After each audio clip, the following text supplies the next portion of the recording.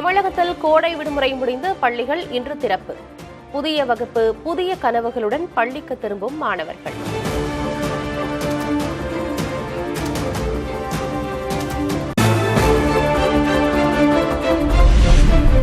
தமிழ்நாட்டில் 9 இடங்களில் 100 டிகிரியை தாண்டியது வெப்பநிலை.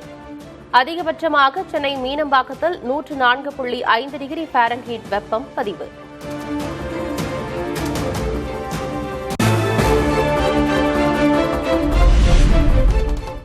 கன்னியாகுமரி மாவட்டத்தில் 6ஆம் தேதி வரை மிக கனமழைக்கு வாய்ப்பு. 15 மாவட்டங்களில் கனமழைக்கு வாய்ப்பிருப்பதாகவும் சென்னை வானிலை ஆய்வு மையம் கணிப்பு.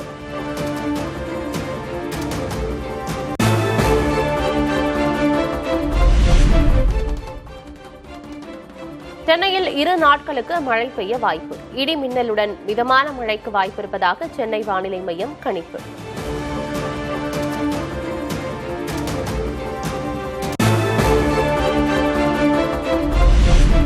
சென்னை புறநகர் பகுதிகளான தாம்பரம், பல்லாவரத்தில் கனமழை. செங்கல்பட்டு மாவட்டம் மதுராந்தகம், மேல்மருவத்தூர் பகுதிகளிலும் பெய்த மழையால் கோடை வெப்பம் தணிந்தது.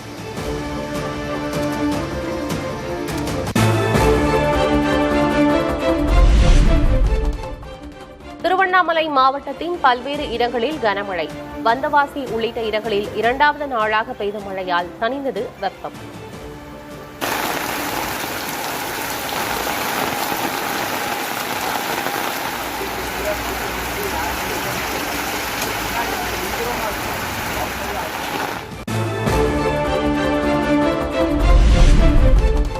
கர்நாடக முதல்வராக பதவியேற்றார் டி.கே. சிவக்குமார். கார்கே, ராகுல், ரேவந்த் ரெட்டி, சதீசன் உள்ளிட்டோர் விழாவில் பங்கேற்பு.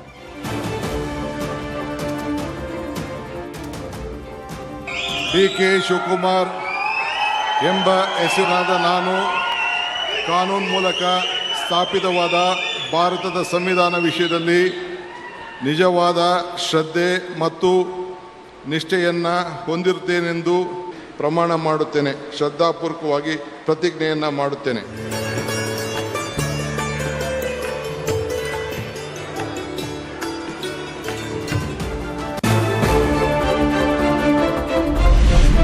டி.கே. சிவகுமாருடன் 13 பேர் அமைச்சர்களாக பதவியேற்பு.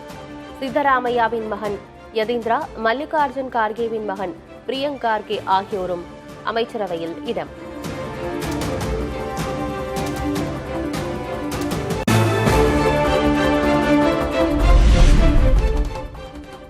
கர்நாடக முதல்வராக பதவியேற்ற டி.கே. சிவகுமாருக்கு பிரதமர் மோடி வாழ்த்து. கர்நாடக மாநில மக்களின் வளர்ச்சிக்காக மத்திய அரசு முழு ஒத்துழைப்பு வழங்கும் எனவும் உறுதி.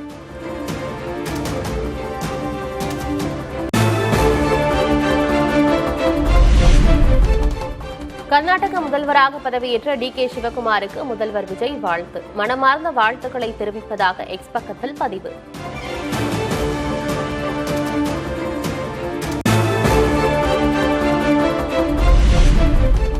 கர்நாடகாவில் முதுநிலை படிப்பு வரை அனைத்து மாணவர்களுக்கும் கட்டணமில்லா பேருந்து பயணம். முதல்வராக பதவியேற்ற பின் முதல் அறிவிப்பை வெளியிட்டார் டி.கே. சிவகுமார்.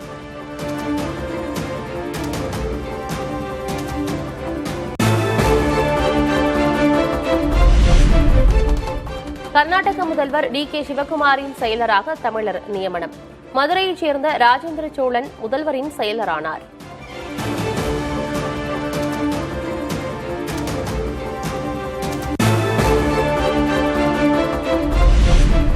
கர்நாடக மாநில காங்கிரஸ் கமிட்டி தலைவராக ஹரிபிரசாத் நியமனம். தலைவர் பொறுப்பை கவனித்து வந்த டி.கே. சிவகுமார் முதல்வரான நிலையில் மாற்றம்.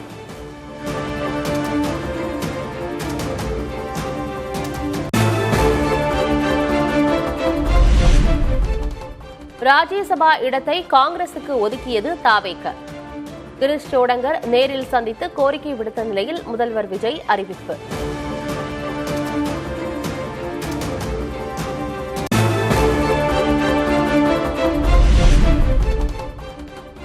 மூன்றே மாதங்களில் 2 மாநிலங்களவை இடங்களை பெற்ற காங்கிரஸ். மாநிலங்களவையில் காங்கிரசின் பலம் 30ஆக உயர்கிறது.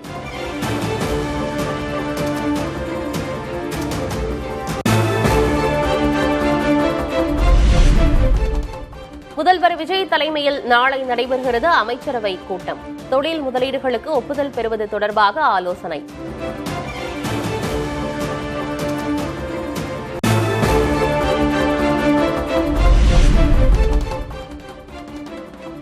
முதல்வராக பதவியேற்ற நாளிலேயே விதான் சௌதாவில் பொறுப்பேற்றார் டி.கே. சிவக்குமார். மதகுருவின் பூஜைகளுக்கு பின் முதல்வர் நாற்காலியில் அமர்ந்த காட்சிகள் வைரல்.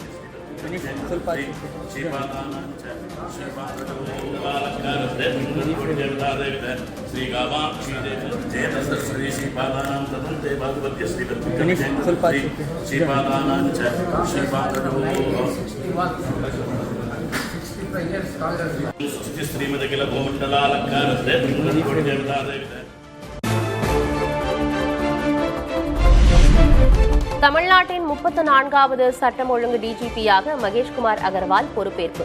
பெண்கள், குழந்தைகள் பாதுகாப்புக்கு முக்கியத்துவம் அளிக்கப்படும் என உறுதி. தமிழ்நாட்டில் லா அண்ட் ஆர்டர் மெயின்டைன் செய்வதற்கு பெண்கள் மற்றும் குழந்தைகளுக்கு எதிரான குற்றம் கட்டுப்படுத்துவதற்கு எல்லா நடவடிக்கை எடுக்க போகிறோம்.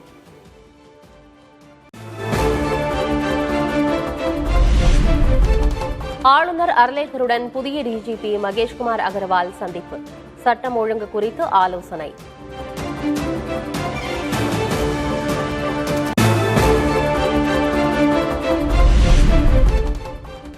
தலைமைச் செயலகத்தில் முதல்வர் விஜயுடன் டிஜிபி மகேஷ்குமார் அகர்வால் சந்திப்பு. சட்டம் ஒழுங்கு நிலவரம் உள்ளிட்டவை குறித்து ஆலோசனை.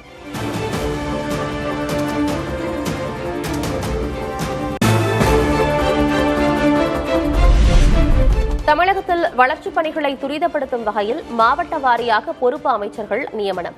விழுப்புரம், கடலூர் மாவட்டங்களுக்கு என் ஆனந்தும், சென்னை, திருவண்ணாமலைக்கு ஆதவர்ஜுனாவும் பொறுப்பு அமைச்சர்களாக அறிவிப்பு.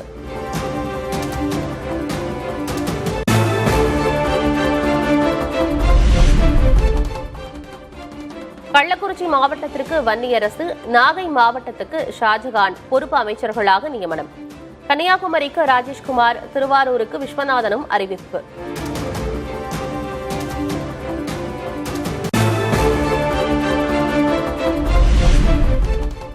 யார் மேல் பழி போடலாம் என தேடிக் கொண்டிருந்தால் எந்த மாற்றமும் வராது. வாக்களித்த மக்களுக்கு தாவேக அரசு நியாயம் செய்யவில்லை என்றும் திமுக எம்பி கனிமொழி விமர்சனம்.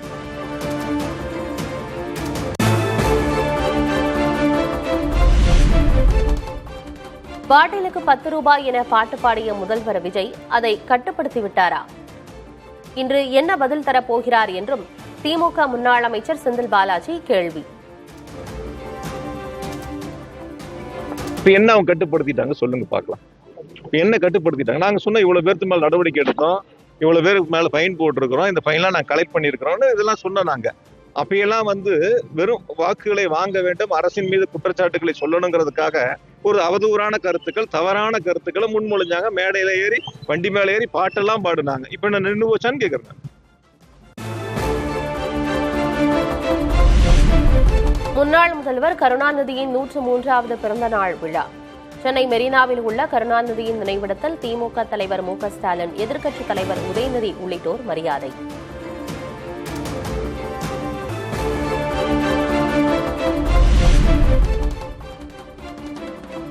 ஆட்சி நிர்வாகம், மாநில உரிமைகள் போன்றவற்றில் கலைஞரின் பங்களிப்பை நினைவு கூர்கிறோம்.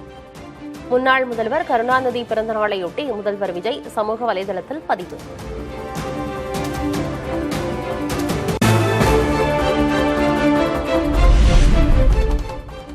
சமூக நீதி, ஒடுக்கப்பட்டோர் உரிமைகளுக்காக வாழ்நாள் முழுவதும் போராடியவர். கருணாநிதியின் பிறந்த நாளையொட்டி காங்கிரஸ் தலைவர் ராகுல் காந்தி புகழாரம்.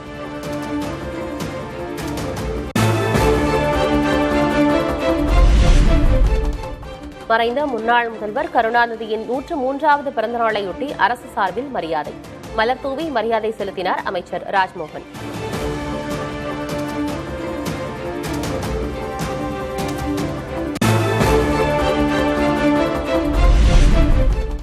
சென்னை தேவநேய பாவனார் நூலக அரங்கிலிருந்து கருணாநிதியின் புகைப்படம் அகற்றப்பட்டதாக எழுந்த சர்ச்சை. பராமரிப்பு பணிகளுக்காகவே தற்காலிகமாக தலைவர்களின் புகைப்படங்கள் அகற்றப்பட்டதாக தமிழ்நாடு தகவல் சரிபார்ப்பகம் விளக்கம்.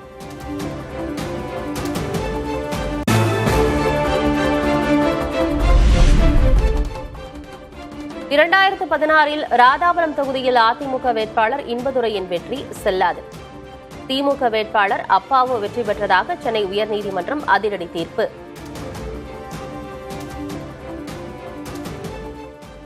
ஏற்கனவே தேர்ந்தெடுக்கப்பட்ட இன்பதுரை அவர்கள் தேர்ந்தெடுக்கப்பட்டது செல்லாது என்று அறிவித்து நம்முடைய தலைமைச் செயலகம் உட்பட அனைத்து ஆவணங்களிலும் அவர் பெயர் இருக்கின்ற இடங்களெல்லாம் அதை நீக்கிவிட்டு என்னுடைய பெயரை அப்பாவு பெயரை பொறிக்க வேண்டும் என்று சொல்லி நம்முடைய மாண்புமை நீதியரசர் அவர்கள் கூறியிருப்பது மிக்க மகிழ்ச்சியாக இருக்கின்றது.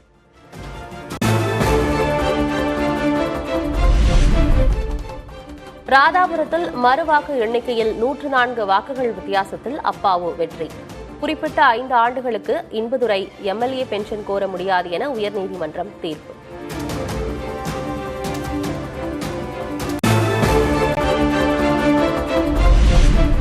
தாமதமாக வந்தாலும் நீதி வென்றதாக அப்பாவு கருத்து. தனது வலிக்கு நீதிமன்றம் நிவாரணம் அளித்துள்ளதாகவும் பேட்டி.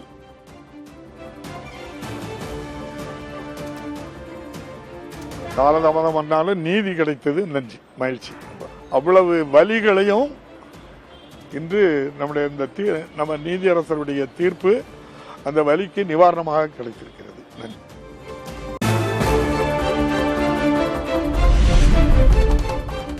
அதிமுக பொதுச் செயலர் கே பழனிசாமியை சந்திக்க யாரும் நேரம் கேட்கவில்லை.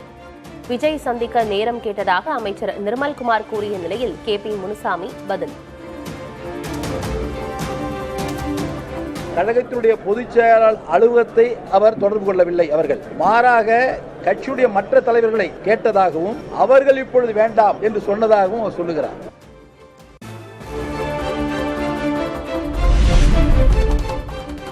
மதுரை வில்லாபுரம், கோரிப்பாளையம் உள்ளிட்ட பகுதிகளில் சுமார் 20 நாட்களாக அகற்றப்படாமல் இருந்த குப்பைகள். நோய் பரவும் அபாயம் நிலவுவதாக அச்சம் எழுந்த நிலையில் புதிய தலைமுறையின் செய்தி எதிரொலியாக குப்பைகள் அகற்றம்.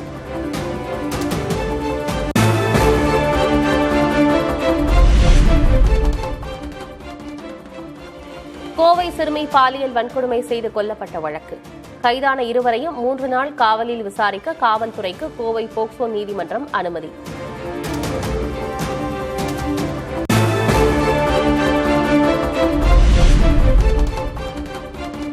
முடிச்சூர் மற்றும் அதன் சுற்றுவட்டார பகுதிகளில் 4 மணி நேரத்திற்கு மேலாக மின்தடை ஏற்பட்டதால் பொதுமக்கள் அவதி. மின்வாரிய அலுவலகத்தை முற்றுகையிட்டு ஊழியர்களுடன் வாக்குவாதத்தில் ஈடுபட்டதால் பரபரப்பு.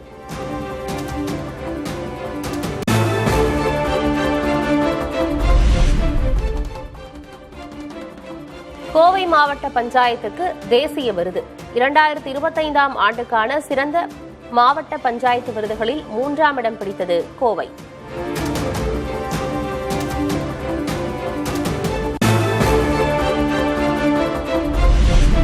மேற்கு வங்காளத்தில் பெண்களுக்கு மாதந்தோறும் 3000 ரூபாய் தரும் திட்டம் தொடக்கம். முதல் கட்டமாக 28,25,000 பேர் பயனடைவார்கள் என முதல்வர் சுவேந்து அதிகாரி அறிவிப்பு.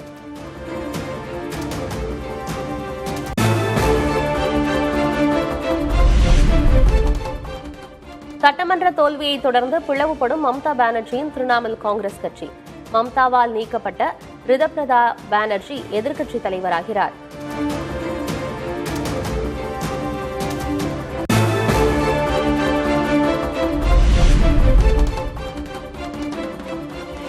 புதிய செய்தி தொடர்பாளர்களை நியமித்தது கரப்பான் ஜனதா கட்சி. சமூக ஊடக அமைப்பை விரிவாக்கும் வகையில் நிறுவனர் அபிஜித் தீப்கே அறிவிப்பு.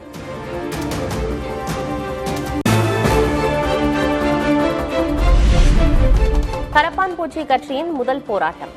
கல்வி அமைச்சர் தர்மேந்திர பிரதான் பதவி விலக வலியுறுத்தி 6ஆம் தேதி அமைதி போராட்டம் நடைபெறும் என அறிவிப்பு.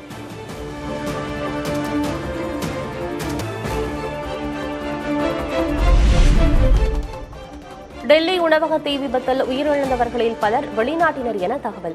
உடல்களை அடையாளம் காணும் பணியில் காவல்துறை மும்முரம்.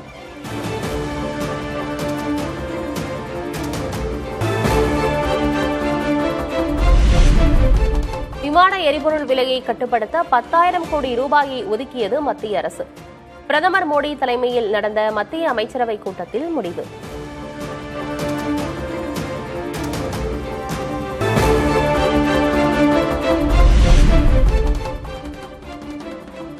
வரி விதிக்கும் விவகாரம் தொடர்பாக அமெரிக்காவுடன் பேச்சு நடத்தப்படும். மத்திய வர்த்தக அமைச்சகம் தகவல்.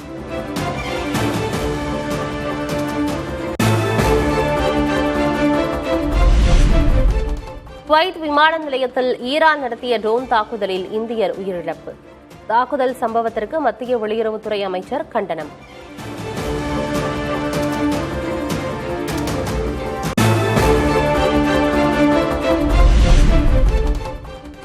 அணு ஆயுதத்தை கைவிட ஏற்கனவே ஈரான் ஒப்புக்கொண்டு விட்டதாக அமெரிக்க அதிபர் டிரம்ப் கருத்து. ஈரான் உச்சத் தலைவர் முஜ்தபா காமினியை விரைவில் சந்திக்க விரும்புவதாகவும் பேச்சு.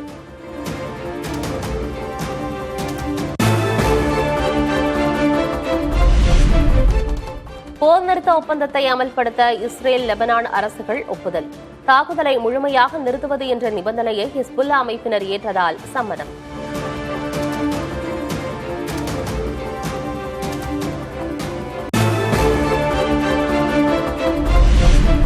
அமெரிக்க அதிபர் டிரம்ப் மற்றும் இஸ்ரேல் பிரதமர் நெத்தன்யாகு இடையே காரசாரமாக நடைபெற்ற தொலைபேசி உரையாடல்.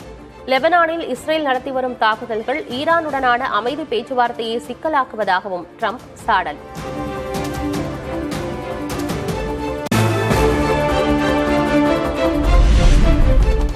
ரஷ்யாவின் செயின்ட் பீட்டர்ஸ்பர்க் நகர் மீது ட்ரோன் மூலம் தாக்கிய யுக்ரைன். எண்ணெய் சேமிப்பு கிடங்கு, கடற்படை தளத்தை குறிவைத்து தாக்கியதாக ஜெலன்ஸ்கி விளக்கம்.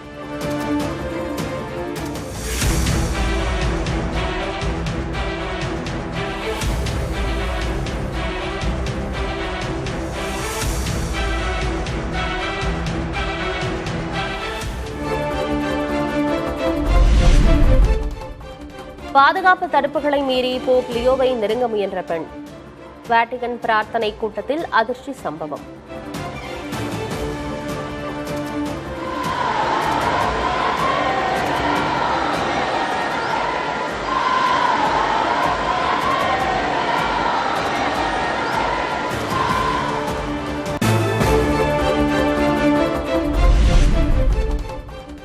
திபெத் வானில் தோன்றிய அரிய சிவப்பு ஒளி கீற்றுகள். வியப்பில் ஆழ்த்திய ரெட் பைரேட்ஸ் விந்தை. Oh, ghost! Holy moly!